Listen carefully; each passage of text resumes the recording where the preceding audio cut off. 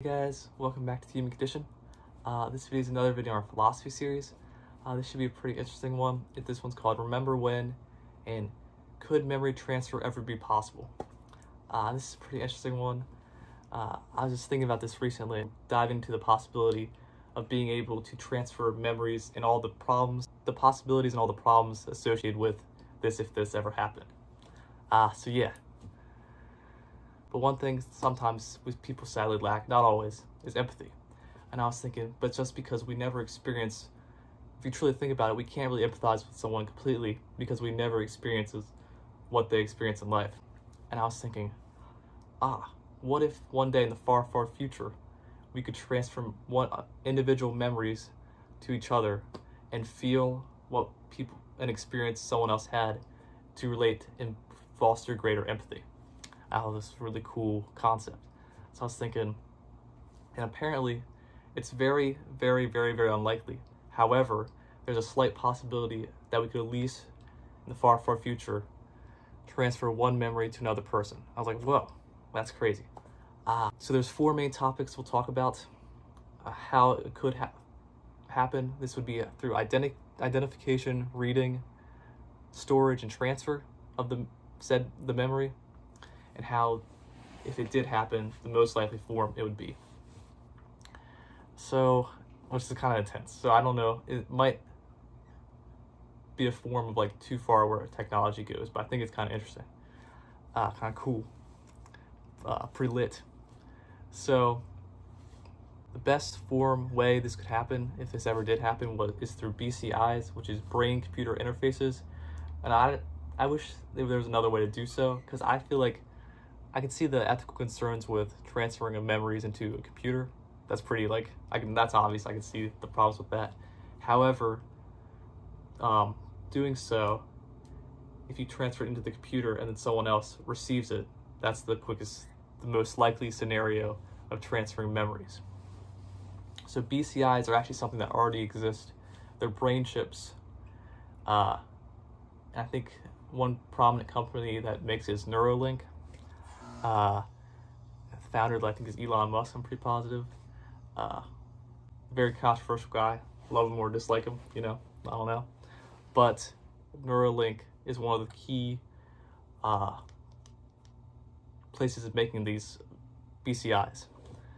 And the process, if this was ever to happen, is so difficult. And the reason we can't do that now is mapping brain neurons, because there's billions of neurons and synapses in the human brain, which I didn't know, which is kind of crazy. So to map all of this, it would take an immense amount of data, AI, all that type of stuff to be able to do this. However, the reason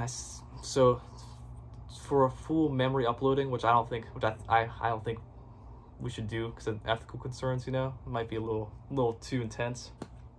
For a full brain transfer into a computer would require a full mapping, which is less likely. However, when I was researching it, I was like, well, could one memory be transferred? And it said one memory transferring one memory into a computer interface is more likely and more easier to do, however, still extremely difficult. So best way to do it is through the BCIs. And how this would work would be, it would read a certain neuron and a couple synapses around the first topic, identification, around the neuron and the synapses. Then it would choose a certain neuron and synapses to read the code and copy it or cut it and paste it like a computer does, kind of. Store it on the internet. Probably in a safe space though, obviously, not just anywhere. And then the recipient, and then it would transfer it to the person who would want it and to receive the memory. Hopefully your very trusted friend, and then they would kind of like copy and paste on a computer. Then they would receive the memory and feel the memory as if it would happen to themselves. Kind of crazy, kind of cool. However, there's obviously with this a lot of ethical concerns, and I know you're probably watching this video like, that's a crazy idea, we shouldn't do that. And I'm like, I agree with you. I just think it's a cool concept, and you're probably right if you're thinking that we shouldn't do it, and I kind of think probably shouldn't do it either. However, if we just tried it like on 2 people one time, maybe not, I don't know, just to see what happens. I mean, make sure it's safe first, and then see what happens. See, it'd be kind of interesting to see.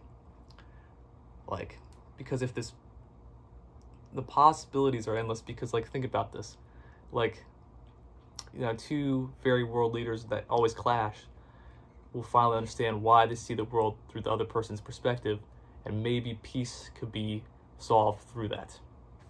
Negatively, you have the idea of, what if someone else gets access to that memory that you don't want it to, or the question of identity being, this is an unlikely scenario because when I looked it up it said very unlikely, but what if you lose that memory and someone else has it? That's kind of sad, you don't want, it's kind of brutal.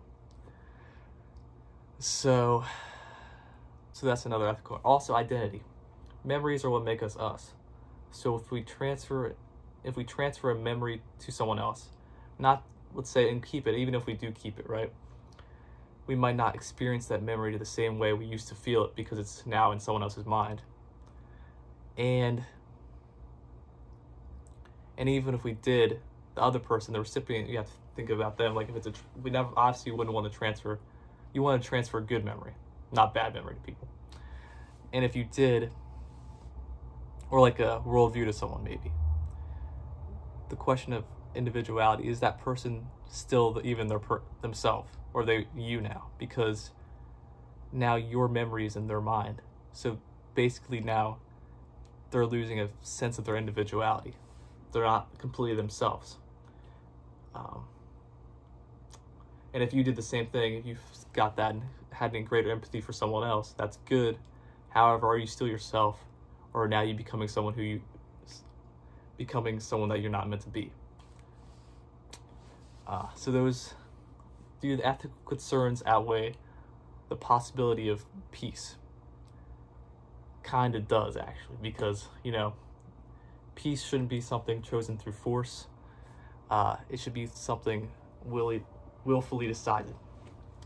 So inclusion, even though it's a really cool concept, and maybe it's not, even if people decide to do it, it might be too, even with the positivity of peace, it might be too suggestive, and even though it wouldn't necessarily force peace, it would just make someone be like, oh, I understand you now.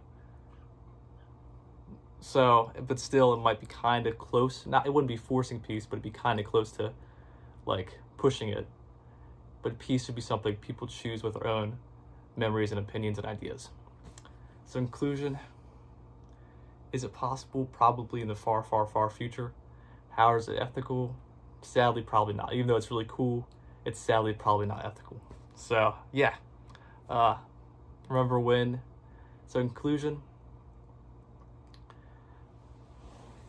the best form for memory transfer, transferring an individual memory to other people, is through BCIs, brain-computer interfaces, transferring our memories to a computer, then someone else receives it from that computer, and they're like, oh, I understand why you thought that way, bro. Pretty cool. So I hope you guys liked this video. As always, thanks again for watching. Like, subscribe if you want. I love you guys, and I'll see you in the next one.